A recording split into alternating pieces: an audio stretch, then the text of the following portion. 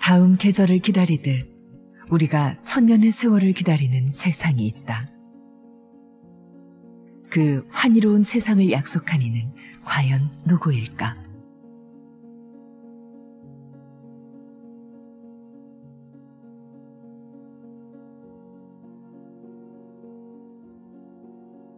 오묘한 지혜의 경계인 구름에 머무르면서 갈고 닦으면 선정의 경지에 닿게 된다 하여 선운이라 이름 지었다는 사찰, 선운사.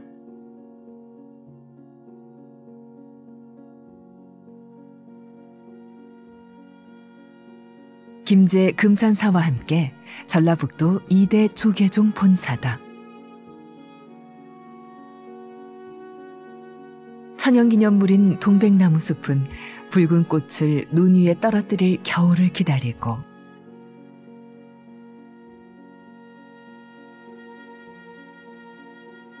태양볕은 변함없건만 푸르른 여름날을 보낸 선운사의 녹음은 어느덧 오색 단풍으로 가을을 맞았다.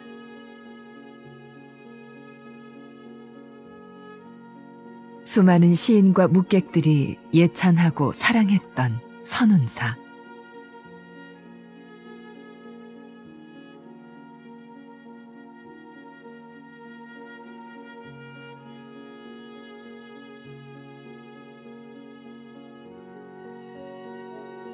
동백꽃 피는 시기를 잘못 알고 찾아왔던 시인의 아쉬움 가득한 노래처럼 무지몽매한 중생은 때를 기다리는 수밖에 없다.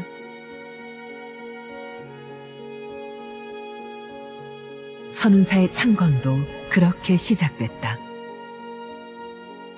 선운사에는 2가지 창건 설화가 전해지는데 장엄한 불국토를 만들기 위해 백제의 고순이었던 검단선사가 지었다는 설과 신라 진흥왕의 명으로 의윤국사가 지었다는 설이다. 700년이나 된 기둥이 남아있는 만세로만 보아도 천년 고찰의 위엄이 느껴진다. 577년 당시 이곳은 백제 땅이었기에 세간의 의견은 검단선사 전설 쪽에 기운다. 그 시작이 백제였든 신라였든 1500년 전 사람들이 모여들어 절을 짓고 기도했던 이 선운산의 이름은 도솔산이었다. 이곳에 오면 미륵불이 사는 천상의 정토 도솔천에 가까워질 것이라는 생각 때문이었다. 극락보다가 더 좋은 세상에 태어난다 하는 생각을 가지게 된 겁니다. 그래서 그러한 신앙이 많은 사람들을 한테 희망을 줬기 때문에 미륵신앙이 아주 우리 사바세계 사람들의 마음을 움직였다 이렇게 생각하시면 되겠습니다. 그렇다면 이 드넓은 선운산 안에 미륵이 사는 도솔천은 어디일까?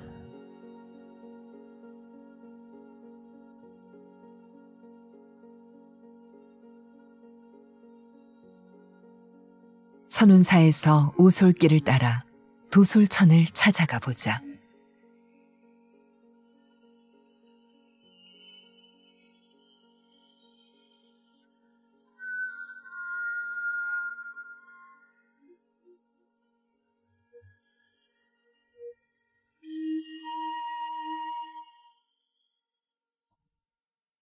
오솔길을 걷다 보면 600살이나 된 나무 장사송을 만난다.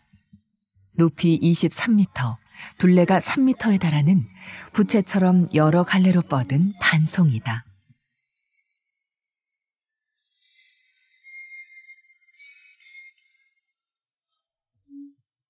장사송이라 불리기도 하고 진흥송이라 불리기도 하는 천연기념물. 옛 지역 이름이었던 장사현을 본따 장사송이라는 말도 있고 전쟁에 나간 지아비를 애타게 기다리다 숨진 장사녀의 넋이 낙락장송이 되었다고 해서 장사송이 되었다는 말도 전해진다. 이유가 무엇이든 장사송은 숱한 수행자들이 미륵의 도솔천을 찾아가는 길목을 지켜온 600년의 목격자 아닐까. 장사송은 진흥송이라 불리기도 하는데 불법 수호의 왕으로 불리던 신라의 진흥왕도 도솔천을 찾아 이곳에 와 수도했다는 이야기가 소나무 인근의 동굴에 전해지고 있기 때문이다.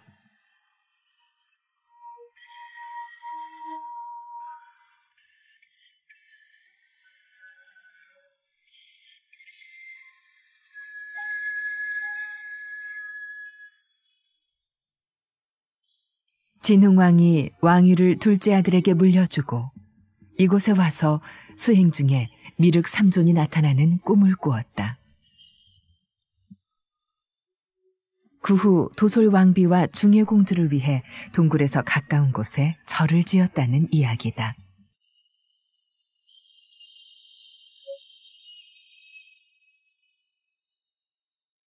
드라마 같은 이야기의 여운은 선운산이 숨기고 있는 곳으로 이어진다.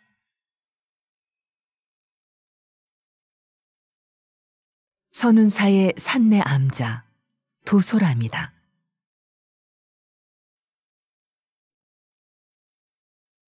선운사와 같은 시기인 백제 때 창건되어 가장 오래된 전각은 이 요사체와 주불존인 극락보전이 남아있다. 조선 후기의 도솔암은 상도솔암과 하도솔암, 북도솔암이 있었는데 지금 이 극락보존의 자리에는 북도솔암이 있었다고 한다. 미륵의 도솔천을 찾아온 곳에 극락보전이 있다. 꿀을 찾아 날아드는 나비처럼 각자가 찾고 있는 그 무언가를 위해 이곳을 찾았을 터.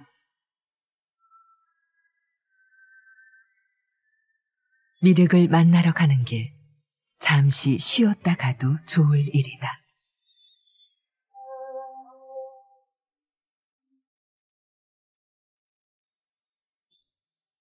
도솔암에서 왼편 위로 발걸음을 잠시 옮기면 도솔천 목전에서 벼랑에 서 있는 미륵불을 만난다.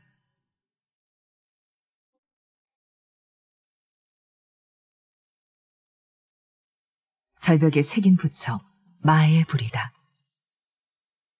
눈진작으로는 높이를 가늠할 수 없을 정도로 장엄한 국내 최대의 미륵 마의 불상 중 하나. 공식적으로 13m에 달하는데 담백하고 군더더기 없는 고려시대 벼랑 부처다. 고려시대 제일 문신이었던 이기보 선생이 저술한 남행일기라고 하는 일기가 있습니다. 그 양반이 이제 남쪽 그 전라도 지방을 그 순례를 하고 일기를 남겼는데, 그게 보면은 도솔암 그 고창 근처에 갔더니 절벽이 아주 그 거대한 절벽이 있는데 마애불이 높이 솟아 있더라. 그 건물이 굉장하고 불상이 아주 장엄하더라. 이런 얘기를 했어요. 거기서 나왔더니 도솔사다, 도솔사였다, 이렇게 말하고 있습니다. 이규보가 말한 거대하고 굉유한 불상은 천년 세월을 추월해 도솔천을 지키고 있다. 우뚝하게 솟은 코, 눈초리가 치켜 올라간 사나운 눈매, 어깨에 닿을 듯 늘어진 양 귓불, 보는 이의 속내를 단숨에 꿰뚫는 것 같은 담백하면서도 군더더기 없는 모습이다. 이마에는 백호가 박혀있고 평평한 어깨에 걸쳐진 법이는 입체감 없는 판판한 가슴 아래 단정한 띠매듭으로 이어진다.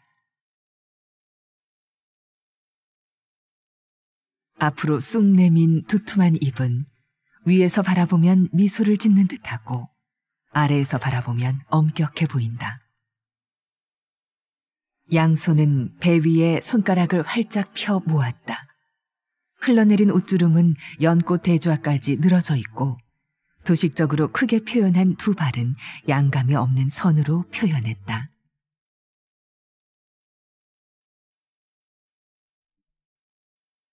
도솔암 마애불은 이규보가 일기에 쓴 것처럼 고려시대 중생들에게 절대적 신봉을 받았던 미륵불이다. 그러나 지금까지도 많은 부분에서 의혹이 풀리지 않고 있다. 대표적인 의혹은 미륵불의 곳곳에 남아있는 구멍이다.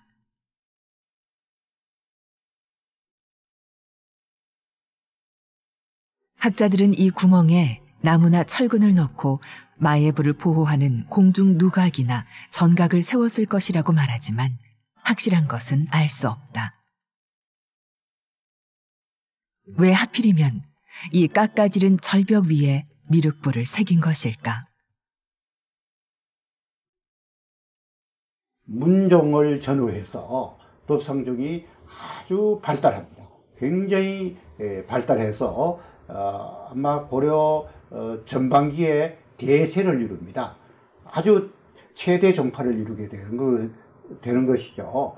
그래서 이런 거대한 종파에서 말하자면 많은 마예불들을 조성을 하고 또 거대한 거대한 석불상들을 조성해서 미륵불로 표현해서 신앙을 극성스럽게 이렇게 했다. 이렇게 보시고 있습니다. 마의 열의 좌상에 풀리지 않는 또 다른 의혹 중 하나는 마예불의 배꼽에 있다. 전설에 의하면 마예불의 배꼽을 여는 사람에게는 날벼락이 칠 것이며 그날 새 세상이 올 것이라 전해졌다. 수백 년이 지나 전라감사로 부임해온 이서구라는 사람이 배꼽을 열어보다가 뇌성병력을 맞고 겁에 질려 다시 봉해두었다.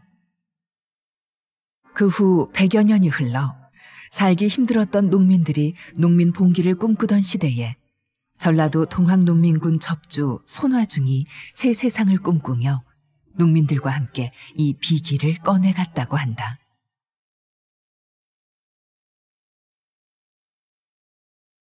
역사 속에 묻혀 있었던 마의 열의 좌상이 모습을 드러낸 것은 80년쯤 후였다.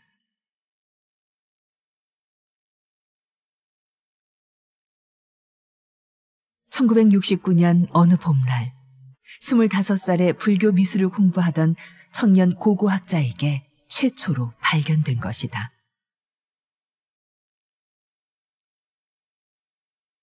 그 당시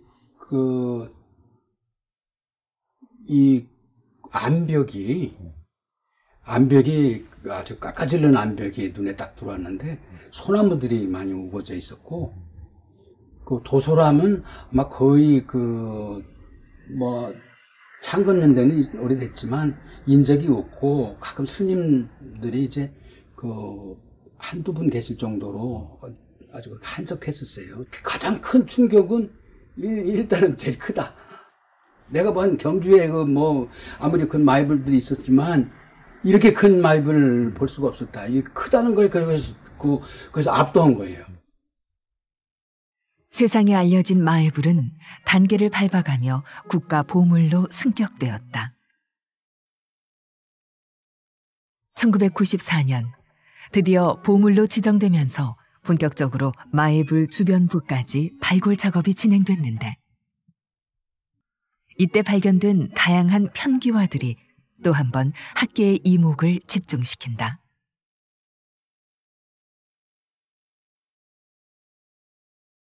그 당시 조사자들이 그 얘기가